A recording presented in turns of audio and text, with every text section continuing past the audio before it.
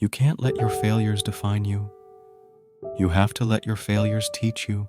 We are reminded that in the fleeting time we have on this earth, what matters is not wealth or status, power or fame, but rather how well we have loved and what small part we have played in making the lives of other people better. Change will not come if we wait for some other person or some other time. We are the ones we've been waiting for. We are the change that we seek. It betrays a poverty of ambition if all you think about is what goods you can buy instead of what good you can do. You can't let your failures define you. You have to let your failures teach you. Keep exploring, keep dreaming, keep asking why. Don't settle for what you already know. Never stop believing in the power of your ideas, your imagination, your hard work to change the world. When times get tough, we don't give up, we get up. Sticking your head in the sand might make you feel safer, but it's not going to protect you from the coming storm. As the United States begins a new chapter in our relationship with Cuba, we hope it will create an environment that improves the lives of the Cuban people, not because it is imposed by us, the United States, but through the talent and ingenuity and aspirations and the conversations among Cubans from all walks of life, so they can decide what the best course is for their prosperity.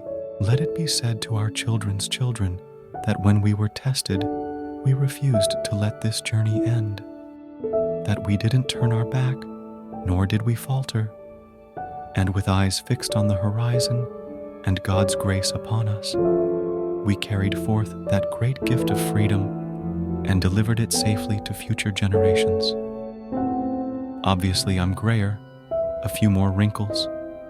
One of the things I'm proud about is that I think my basic character and outlook actually have not changed much. And people who are closest to me will tell you that the guy who came here is the same guy who's leaving. We have Jews, Muslims, Hindus, atheists, agnostics, Buddhists, and their own path to grace is one that we have to revere and respect as much as our own, as the world's largest economy and second largest carbon emitter, as a country with unsurpassed ability to drive innovation and scientific breakthroughs, as the country that people around the world continue to look to in times of crisis. We've got a vital role to play. We can't stand on the sidelines. We've got a unique responsibility. Robin Williams was an airman, a doctor, a genie, a nanny, a president, a professor, a Bangarang Peter Pan, and everything in between. But he was one of a kind. He arrived in our lives as an alien, but he ended up touching every element of the human spirit. Look at Chancellor Angela Merkel. Her personal story helps to tell a story of incredible achievement that the German people have embarked on, and I think is something that you should be very proud of. When ignorant folks want to advertise their ignorance, you don't really have to do anything. You just let them talk. Don't be afraid to ask questions. Don't be afraid to ask for help when you need it. I do that every day. Asking for help isn't a sign of weakness. It's a sign of strength.